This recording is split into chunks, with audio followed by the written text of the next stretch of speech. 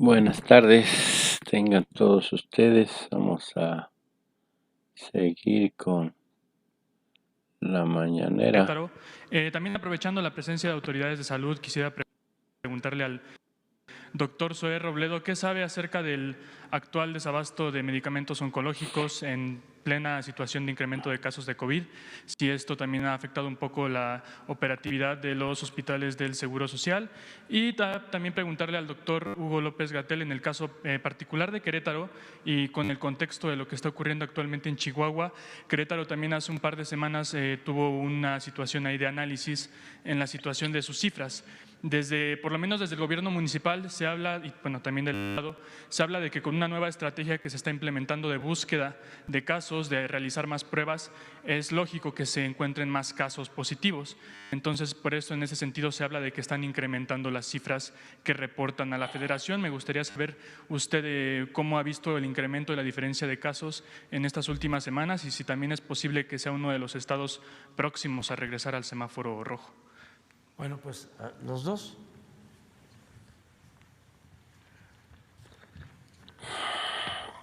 Muchas gracias, señor presidente. El tema del abasto de oncológicos es una de las prioridades y además una instrucción muy puntual del presidente López Obrador. Esto lo trabajamos desde luego sectorialmente, encabezados por el doctor Alcocer. Todas las semanas, en más de una ocasión, hay reuniones y se está revisando el abasto de oncológicos y de todos los medicamentos en general. En el caso del Seguro Social y en particular con los oncológicos pediátricos, nosotros tenemos una sesión de trabajo, más allá de la pura reunión, sino es una sesión de trabajo de seguimiento y lo vemos directamente con las padres y las madres de los niñas y niños que se tienen en el Seguro Social. Con ellos hablamos todos los jueves a las 6 de la tarde. Llevamos ya 6 semanas en esta reunión y ahí se está revisando caso por caso. Y en los asuntos en donde llega a haber problemas y las complicaciones son atribuibles a los proveedores, pues también los invitamos a que les den respuesta a ellos, a las madres, de qué está pasando cuando tienen alguna instalación que está siendo revisada por alguna situación de calidad y que entonces se están tardando un poco más. Pero vemos todos los jueves esos asuntos directamente con las madres, nos llegan además a través de ellas, nos llegan casos específicos de varias partes del país, de Tijuana, de Sonora, vaya, de todos lados, y lo revisamos. Y nosotros hemos insistido mucho en algo. El asunto de los niños con cáncer en México es un desafío para mejorar su sobrevida, que es una situación que lo hemos hablado con todos los especialistas al respecto. Y el abasto no es el único elemento que se debe de mejorar. Hay muchas cosas de los procesos que estaban pues tomados en gran medida, procesos largos, complejos por empresas privadas, otras situaciones en el caso del Seguro Social en donde sistemas tecnológicos eran muy arcaicos o se hacían de una manera poco eficiente y estamos capacitando también a médicos para eso. También tiene que ver mucho con la atención. Entonces, en ese sentido, la verdad que el mejor termómetro que tenemos es hablar directamente, sin intermediarios, pues ahora sí, sin abogados de por medio, directamente con las mamás y los papás de niños con cáncer para ver sus casos semana con semana. El día de ayer fue la única sesión en la que no he podido estar porque estábamos compareciendo en la Cámara de Diputados.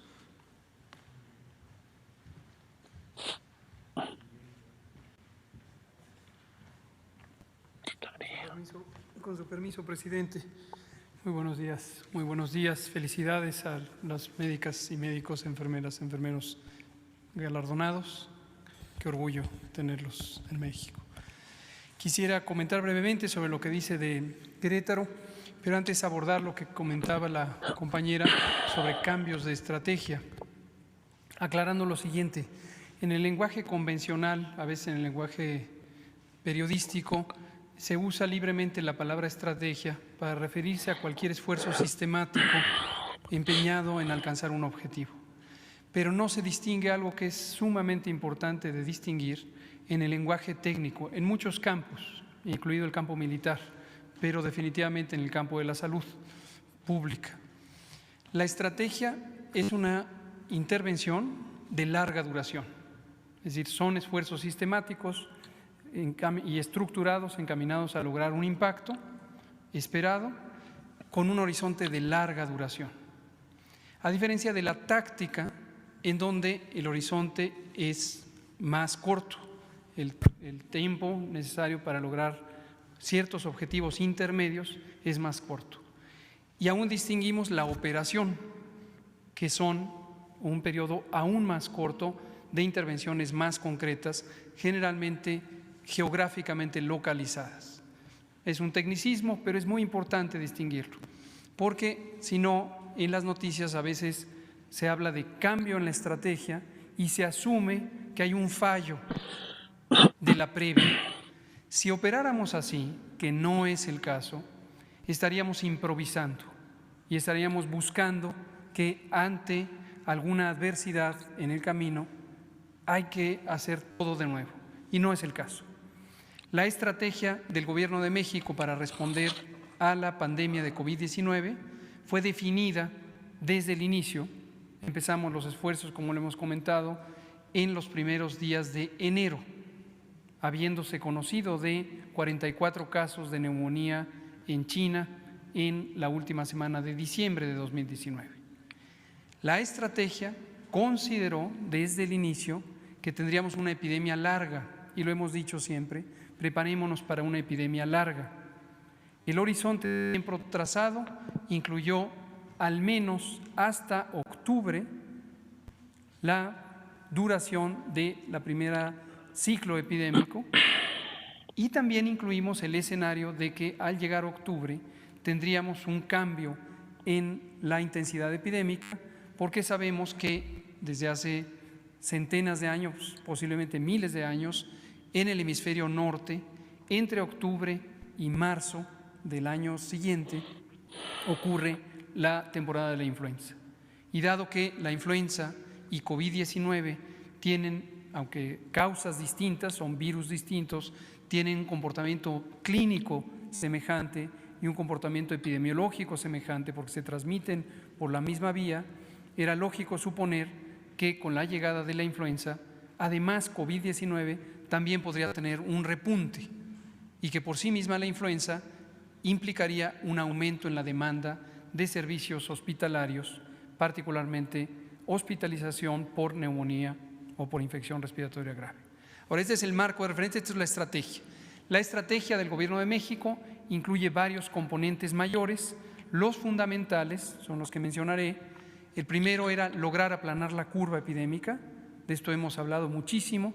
La curva epidémica es la representación gráfica de la intensidad de ocurrencia del fenómeno, nuevos casos, nuevas hospitalizaciones, lamentables defunciones.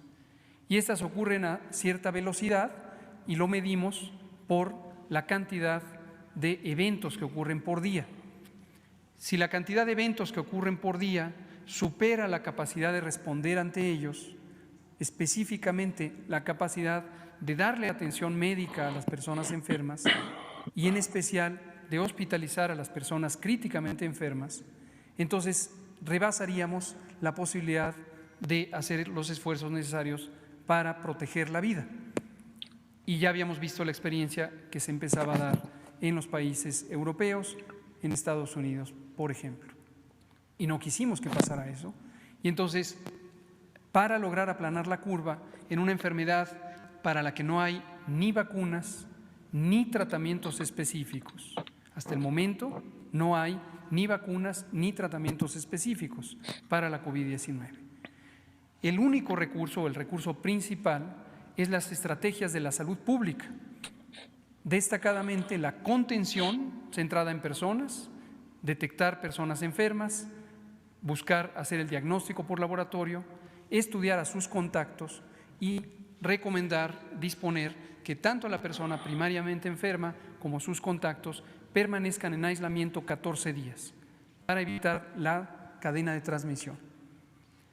Cuando este esfuerzo de contención llega a su límite, porque existen demasiados casos que superan el número de trabajadoras y trabajadores de la salud pública que pueden orientar los esfuerzos de contención, hay que apelar, como ya señalaba el presidente, a la colaboración de la población, el pueblo en su conjunto puede guiar y puede ejercer las medidas de prevención.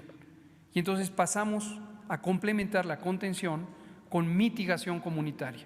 Mitigación comunitaria en México se ha llamado Jornada Nacional de Sana Distancia, y es este esfuerzo en el que, con algunas disposiciones administrativas de carácter general, no dirigidas a las personas, en el caso mexicano, no dirigidas a las personas, sino dirigidas a quienes administran los espacios en donde se congregan las personas, destacadamente el Sistema Educativo Nacional, todos los empleos en los sectores público, social y privados, a menos que sean esenciales, y las actividades recreativas diversas, culturales, sociales, etcétera, que ocurren en el espacio público.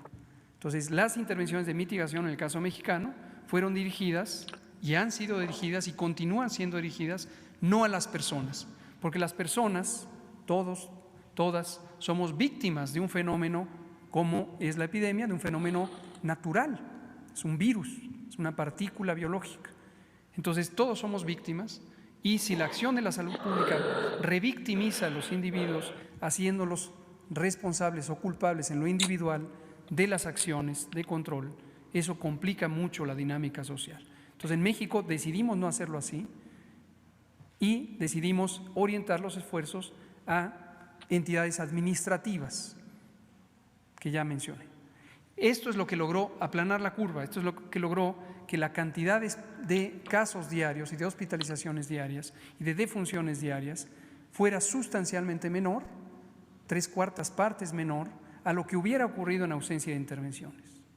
Y por último, el tercer bloque general, hay muchos específicos, es lograr la reconversión hospitalaria para ampliar, y logramos ampliar más de 4 veces las camas con ventilador, más de 6 veces las camas de ocupación general, para lograr albergar a todas las personas que necesitaran atención. Entonces, esto es la estrategia.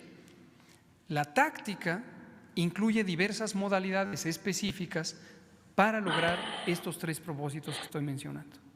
Y efectivamente, con la llegada de este rebrote, de este repunte, que habíamos contemplado podría ocurrir y que lo anunciamos desde mayo, ya que llegó, se instrumentan los distintos componentes de la estrategia que implican táctica y operación.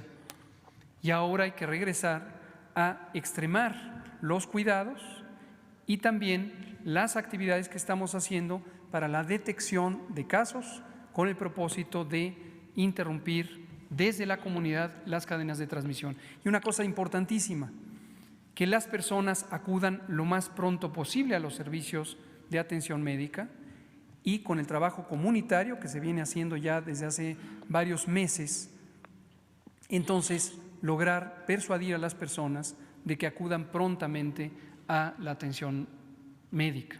Esto puede hacer la gran diferencia entre un daño fatal y una enfermedad que, aunque grave, pudiera terminar en una recuperación satisfactoria. Sobre el caso específico de Querétaro, me gustaría si me pueden proyectar la lámina de Querétaro, las 2 láminas de Querétaro, del informe que dimos hoy al presidente, informe que efectivamente damos todos los días y que también presentamos públicamente. Este es el perfil epidemiológico de Querétaro. En síntesis, lo que vemos en la gráfica en el lado superior izquierdo es la curva epidémica de casos registrados y casos estimados. Están juntos todos en la misma línea. La línea azul claro es la de casos, la línea azul oscuro es la de defunciones, que está amplificada con una escala en la gráfica de abajo. Lo que vemos es una tendencia continua de aumento, no es reciente. Esta empezó desde la semana 17, que tiene variaciones, a veces se acelera, a veces se desacelera, y siguió aumentando hasta la semana 34. De la semana 34 a la semana 37 tuvimos 3 semanas de descenso. Descenso es reducción, es menos casos diarios, pero desde la semana 37 en adelante hemos tenido una aceleración en el número de casos diarios identificados y estimados que corresponde a un aumento en los contagios. Ciertamente podría ocurrir que la explicación de este nuevo segmento de aceleración pudiera ser resultado de una mayor búsqueda. Quien busca, encuentra. Queremos encontrar porque eso ayuda a detectar más tempranamente a las personas, interrumpir las cadenas de transmisión, persuadirles de que acudan a servicios médicos. ¿Cómo sabemos si es solamente porque buscamos más y encontramos más, o además hay un cambio en la velocidad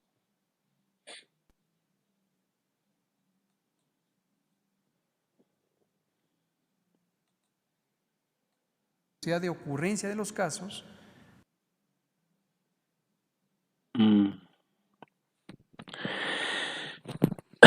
Lo que está en el panel del lado derecho arriba, que muestra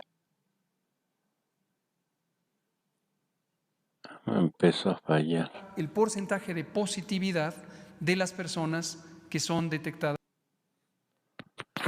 Creo que no quiere. por laboratorio. El porcentaje de positividad es de cada 100 personas que se les hace la prueba, cuántas resultan positivas al virus SARS-CoV-2.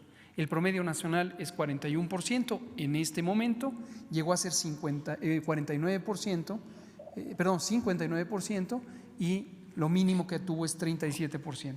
Y vemos en la curva roja del lado derecho arriba que Querétaro tiene un porcentaje de positividad de 50%, superior al porcentaje nacional. Pero no solo eso, sino que a lo largo de las últimas semanas en las que Querétaro nos ha informado, amplió sus capacidades de detección en comunidad, no se ha reducido el porcentaje de positividad. Si tuviéramos más casos como consecuencia de una búsqueda intencionada, tendríamos una mayor posibilidad de encontrar personas que no son positivas al virus SARS-CoV-2 y entonces baja el porcentaje de positividad. Esto sí ocurrió en la Ciudad de México, cuando la Ciudad de México hace 3 meses estableció su programa de detección, protección y resguardo, y su porcentaje de positividad, que era cercano al 50%, bajó hasta 32%.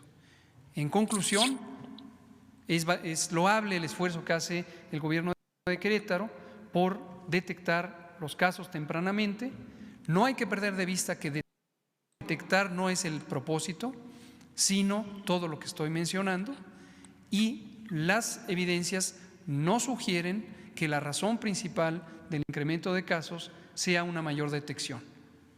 La conclusión es, parece estar teniendo la misma tendencia de incremento de casos que tienen otras entidades. Muchas gracias. Muchas gracias, subsecretario. Y últimamente, presidente, y brevemente cambiando un poquito el tema, también en esta semana inició ya… pero yo no me quiero quedar así. A ver, pon Okay. la gráfica. Sí, pues sí. Sí, miren, esto es lo que yo… Exacto. Este me importa mucho. Claro. Esto puede ir así. Porque se están haciendo más pruebas, porque hay contagios, porque se relajó, ¿no?, la disciplina. Desde luego, no queremos esto, ¿no? Porque si esto aumenta, se tiene que reflejar abajo. Pero lo más importante para mí y para todos, pues, desde luego, es esto: los fallecimientos. Entonces, aún en este caso, tenemos esto. Y a ver, pongan la de la nacional en fallecimientos.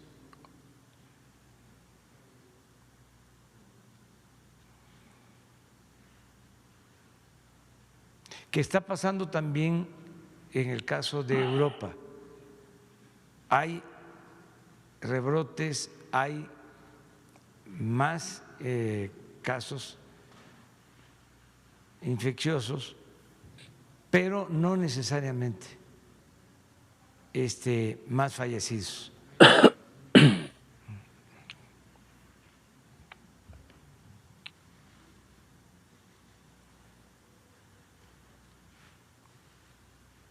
Eso es lo que queremos, ¿no? Bueno, desearíamos que, pero así estamos. Hay una disminución y es lo que tenemos que cuidar, todo. También lo explico, no para contradecir, sino porque desde que comenzó la pandemia tenemos que estar enfrentando el amarillismo.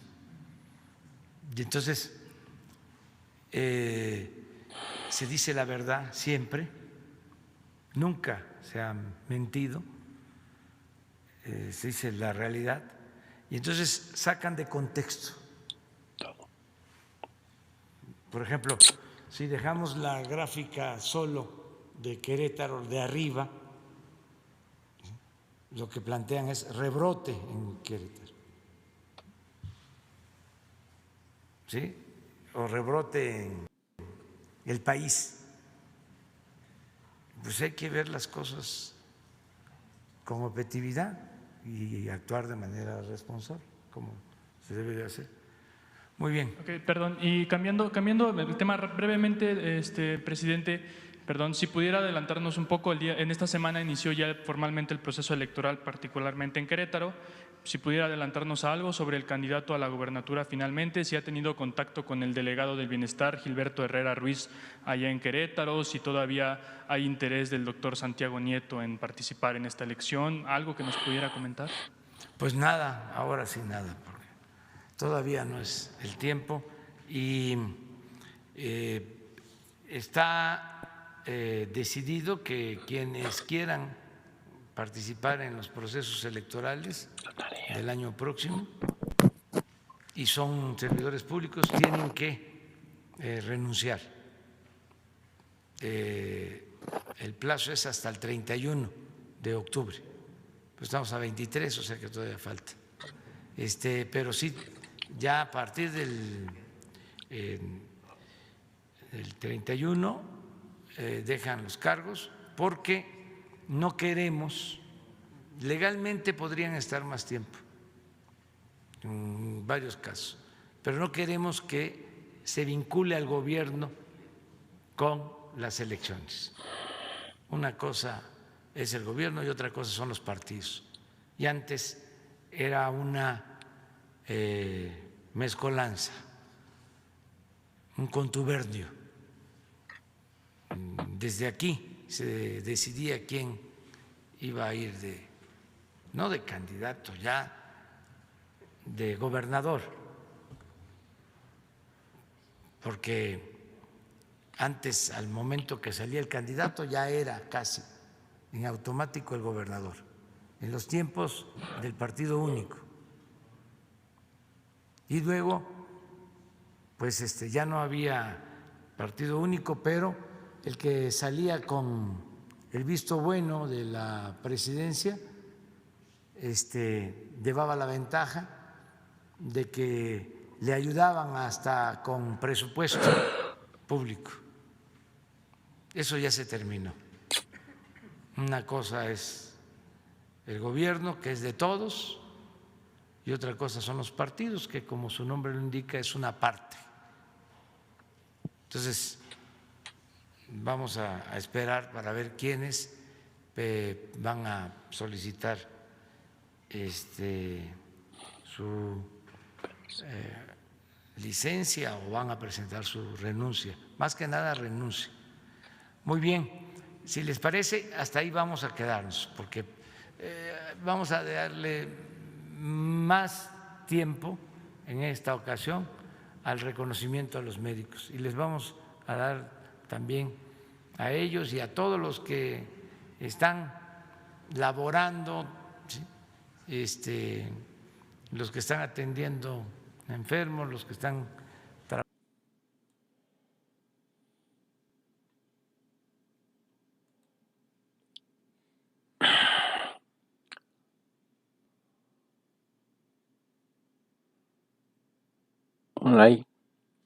por ahí.